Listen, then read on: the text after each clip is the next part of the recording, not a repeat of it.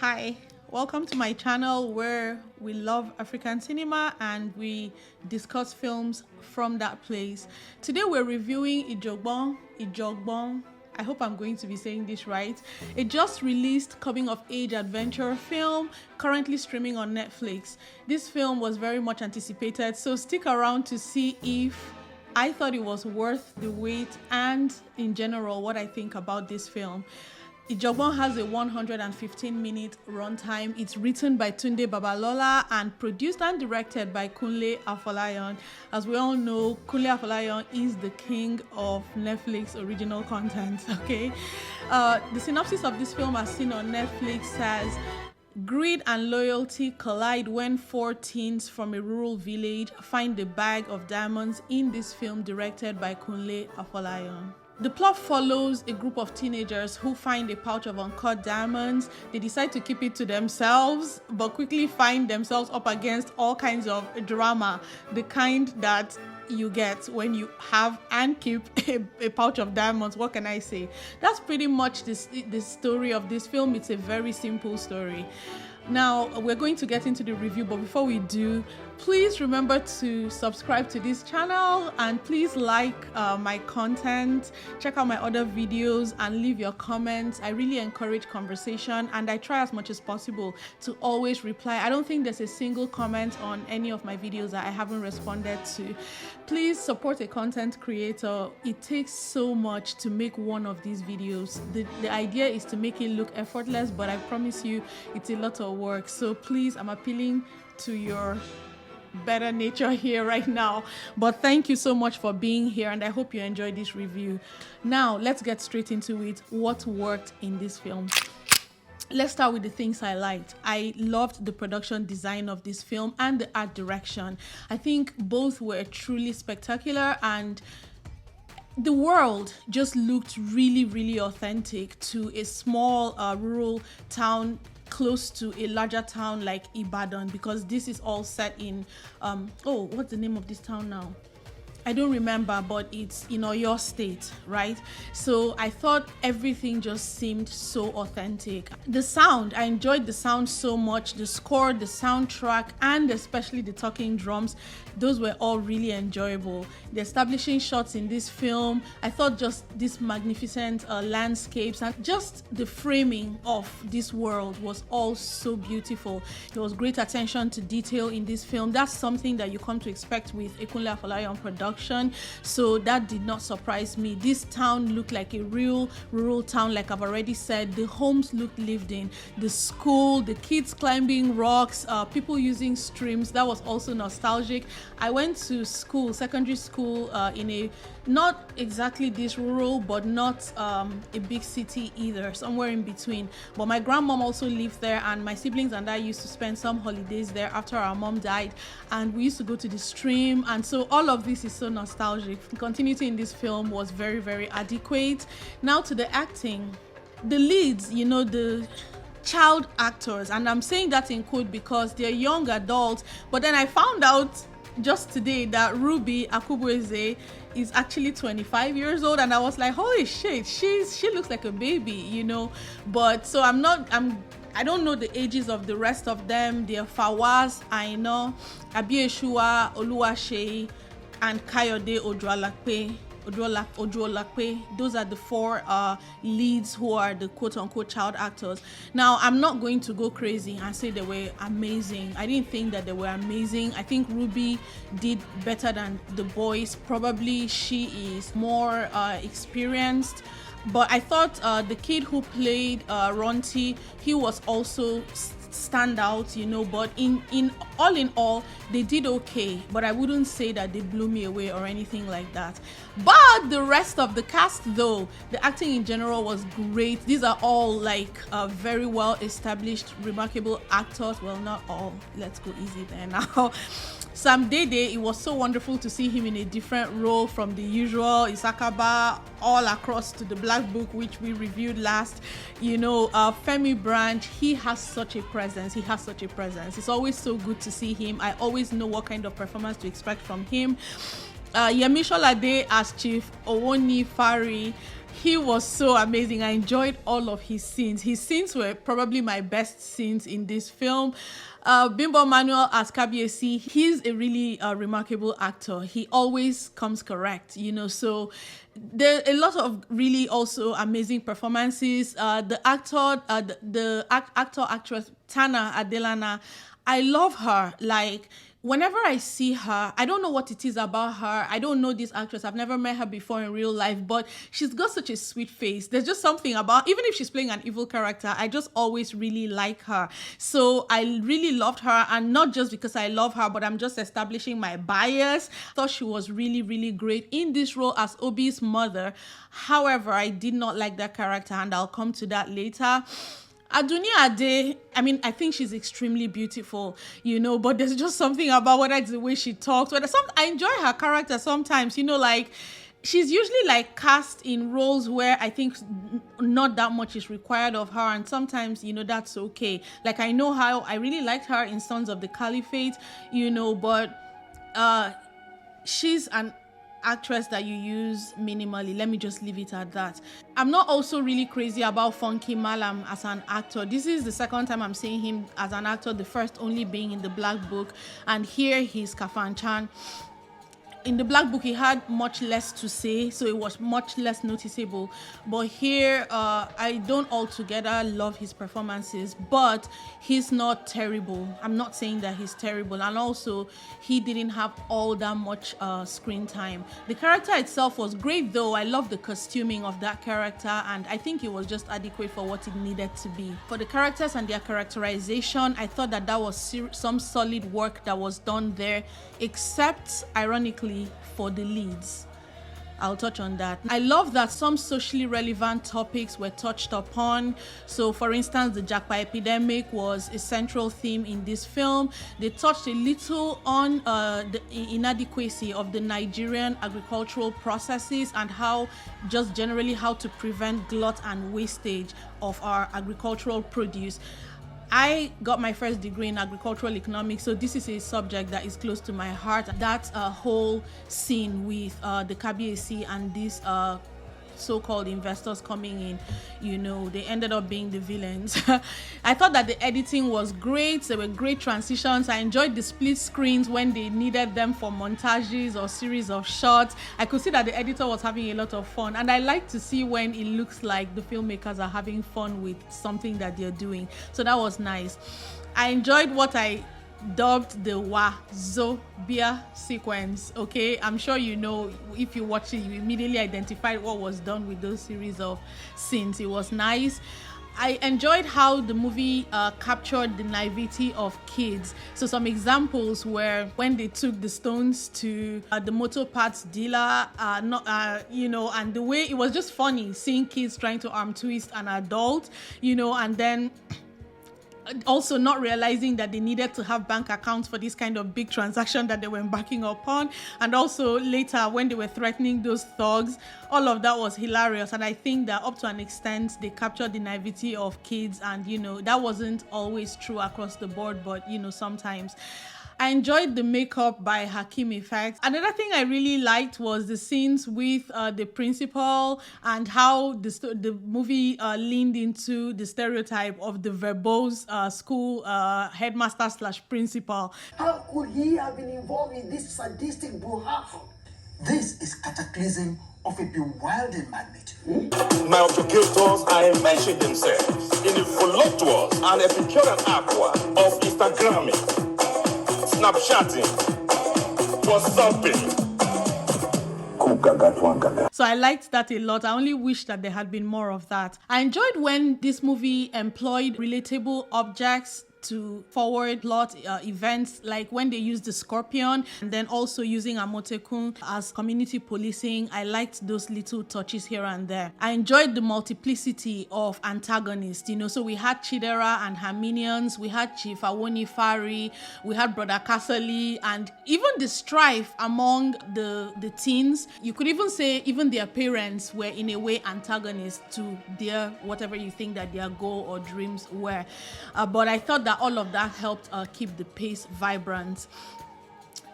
Brother Castle being the one who took the diamonds, I won't lie, that was a surprise, and I thought it was a nice surprise. The final thing I'll say, I would like to say that for the resolution, I think this story ended the only way it could have ended. No way kids were going to have a bag of diamonds. So I liked the way it came back around and tied to the fable that had been like an ongoing true line throughout the story or throughout the film. However, what I did not love was the moral lessons. We'll get there or not. Now, that brings us neatly into what did not work, what I did not enjoy, what I did not love, what I could have done without, whatever. Yeah. Now, I'll start with themes. I've already mentioned some themes that were touched upon, and I really liked that. Some things, though, that could have probably been benefited from being commented upon. The first for me that really upset me was the sexualization of the female child. The scenes, now that was what I meant when I said I did not like Mama Obi, Tana Adelana, her character. Mama Obi, I did not like that character because that was abuse. I know we don't talk about things in these terms, and this is not a criticism of the movie per se, but we don't even think that there are things that warrant being commented upon, because we're like, oh, it's normal for Nigerian families. We know it is true, but we are making movies about corruption. We can say it's endemic, we can say it's normal. However, we think it's worth commenting on. So I think we need to start realizing some of these things. When I say sexualization of the female child, that little microsecond where that woman did that I consider it an act of aggression and violence towards that child. Not very long ago, somebody posted a tweet about how for us women in Nigeria, our sexualization and abuse and all of that, it starts from the home. It's usually our older relatives, cousins, brothers, uncles, aunties, parents. The first place they will call you a prostitute. They might not actually say you're a prostitute, but they will insinuate it. All those comments before a child is even old enough to even really know what these things mean, especially a girl child. You leave your home and they've already called you names and labeled you, and they've already, in very subtle ways, and before you leave, you've already been sexualized and you already have an uncomfortable relationship with your body and with your sexuality. So when the woman poked her in the breast like that, and in the context of talking about how with the boys, I recognized it exactly for what it was, and it was very upsetting. And of course, at the end, when the kids were found, she was the only one that got the beating, and it's a reminder again on how sometimes it's as though the female child is always over-disciplined and over-trained, and not as much emphasis is put on the male child. So I don't know if that was a narrative but it felt to me like it was a flyby, not even worth commenting upon. Rant over. Now, the king going to church, I don't know what statement was being made there, but I don't have energy to fight anybody, so I'm going to leave it at that. However, it reminded me of one time when my former governor, Donald Duke, he came to my church, the church I was attending then in Calabar. He came to the church, and guess who came with him? Masquerades. It's always nice to see those of culture and sound editing. I've said that I liked the sound, the music, the soundtrack, the score, and all of that. However, sound editing was just, there was this echo, that I picked up here and there, and I was like, this is crazy. Why? The dialogue in this movie wasn't always great. I felt like emotional beats were often missed or sacrificed for comedy. So for instance, when the parents were out and everyone, looking for those kids, and then the part where they came across all the things that turned into comedic scenes, people dead, and Sam Dede's character is stopping to pray for the souls of, and so on. You could say it was funny. It was, but it was also emotional beat sacrifice. These are parents that are looking for their kids. With all that they're seeing, they probably have good reason to think that their children are either dead or in very severe danger. So even if it was funny to see the way Tana Adelana's character was looking at him, I chuckled at that, but the point still remains that, was that supposed to have been, was comedy the best use of those scenes? I don't think so. And then also, even the kids, when Omoba, the kids thought he was dead, apart from the fact that this is their friend, this is also the king, the Kabiesi's son that was put in the care of Jamiu. Are you joking? But they just kind of, the reaction didn't feel, I didn't feel it. Let me just leave it at that. Now, for story issues, including plot and structure, I would have liked to know these children, see more of them like in their home setting and know them, even know their relationship better before they found the diamonds. By the time they found the diamonds, I didn't know them, so I didn't really care. And that's kind of where it started, my not really caring, about anything, because they were still unknown to me pretty much. I wish that the correlation of their home lives and their wanting to escape / their need to keep these diamonds and the secrets and all of that, I wish that had been tighter. It just seemed like their home life and all that was kind of very separate from this other thing that was happening. And the story was kind of struggling to put them together. But the only storyline that actually made an attempt was Jamiu's, so it felt like he's the only one who had a real motivation, and the rest of them were just following along. That didn't really do much for me. Now, at the very beginning, I did not like that the premise, at least of the first maybe quarter of the movie, if not more, I'd say the first third of the movie, rested on the fact that the children recognized these stones as diamonds. I mean, categorically, not... there wasn't real argument. Even if there was slight skepticism, there wasn't real argument. I'm like, we're not about to create a whole arc around a bunch of kids in a rural village looking at diamonds and saying these are diamonds. Even I cannot do that. Raw, uncut diamonds, even I couldn't. So I don't know, but that... I didn't like that. I didn't like it when I saw it in the trailer, and I did not like it anymore when I saw it in the film. And I liked it even less when the youngest child, Omoba, came and was like, these are diamonds. I'm like, yo, you guys, I don't know what to make. I didn't know what to make of that. And I feel like it could have been a simple fix, right? When they went to Chief Awonifari to sell the diamonds. I'm asking you to meddle a diamond for me.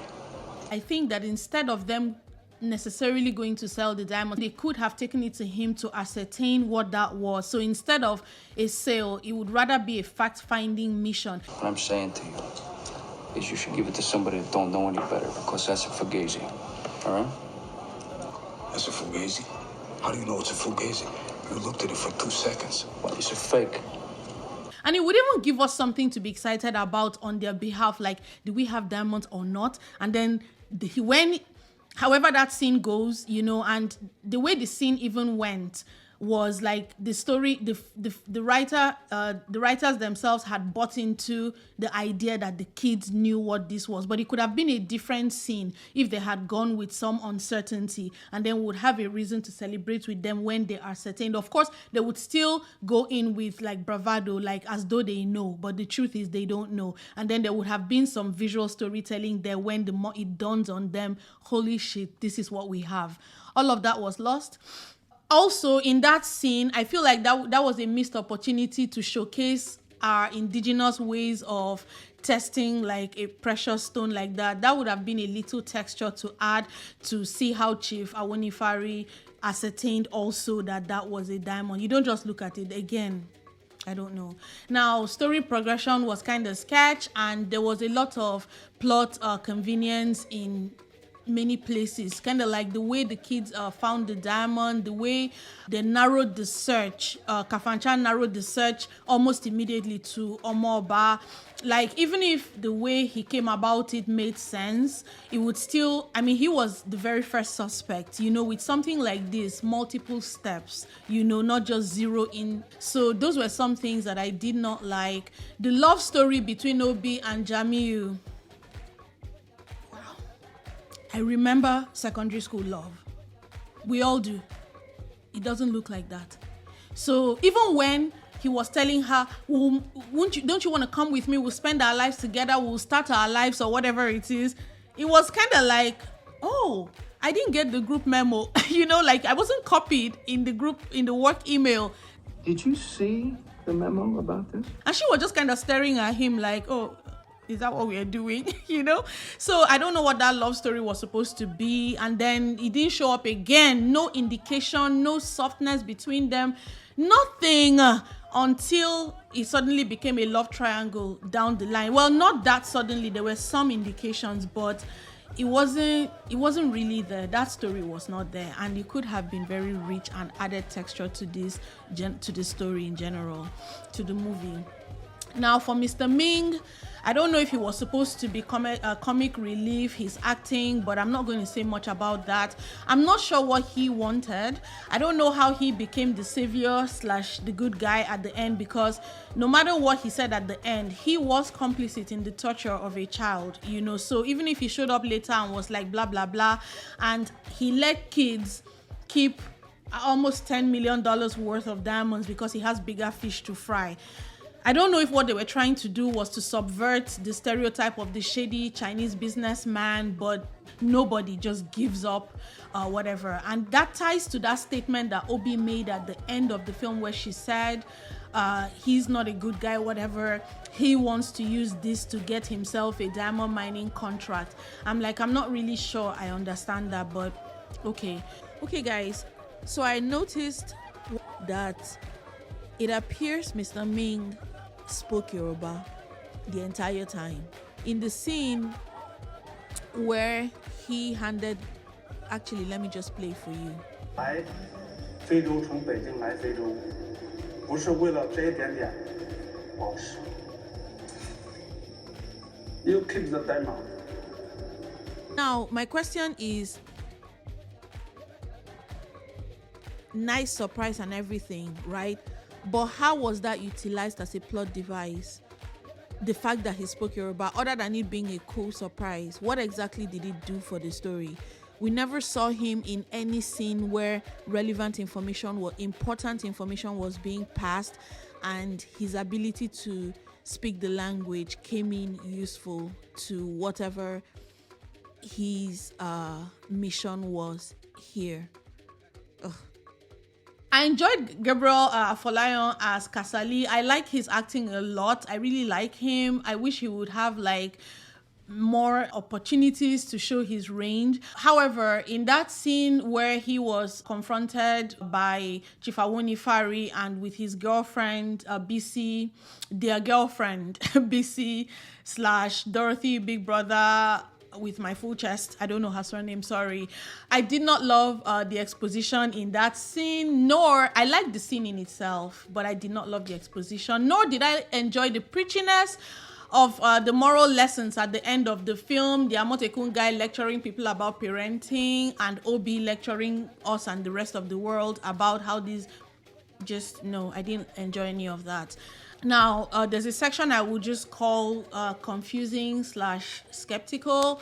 I don't know why Chidera was here. That's Adunia Ade's character. I don't know why she was here, because on the phone call before she showed up in this village, she said that the reason I agreed to accept diamonds for the kickback was because blah, blah, blah, whatever she said.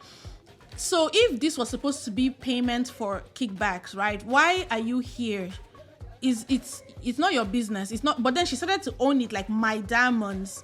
That didn't really make sense to me. I didn't know what the land digging and excavation was that was happening just off our story world. You know, it opened with that. I didn't really. Please, comment section, tell me if you understood what that was, you know, because even when the KBAC brought the outsiders and said don't go beyond this point, I didn't know what that was supposed to indicate, and I thought that was going to lead us to a different story that didn't materialize. And also that chief that insisted on staying with the strangers, I felt like he was supposed to play more of a role there, like maybe he would be paid off or something so that they could explore more. I don't know.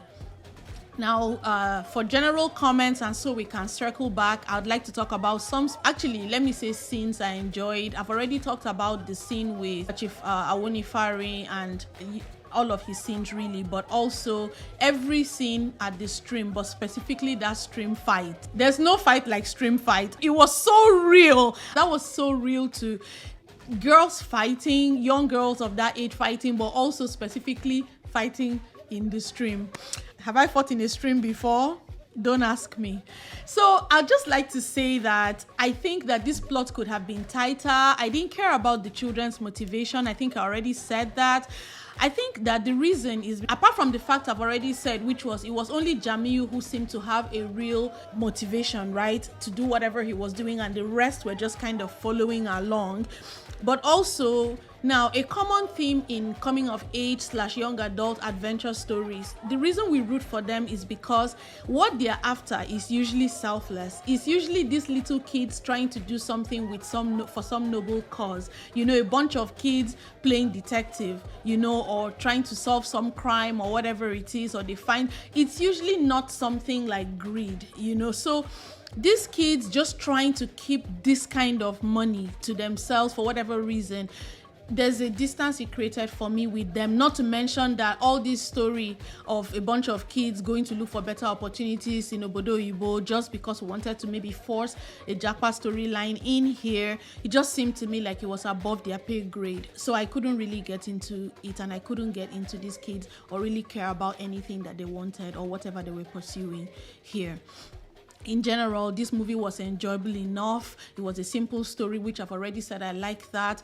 I think the title, Chaos, Ijogbon, I hope I'm saying it right. Chaos, it was justified. You're addicted to chaos. I already talked about the resolution and how it came back and was neatly tied in with the fable. That was good. Do I recommend this movie? I recommend this movie. I think it was, like I said, it was enjoyable enough. If, you know, this is your kind of thing. For me, it is maybe once. Would I want to just on a normal day watch this movie again for whatever reason? Nothing stood out to me enough, you know, to do that. I don't hate it. It's a good movie to see, you know, especially if you love Nollywood. I always go back to if you love Nollywood, you know, and this was good. It was enjoyable enough. God, I'm going round and round. Sorry. So I recommend this movie. That's a summary. And how do I rate this movie? I rate this a 6.5 out of 10. I think for me that's pretty generous because I'm very stingy. So alright guys, that's it for Ijogbon Chaos, and I'd like to thank you again for your time here. Thank you for stopping by my channel. Thank you for subscribing, for liking, for sharing, and for talking to me in the comment section.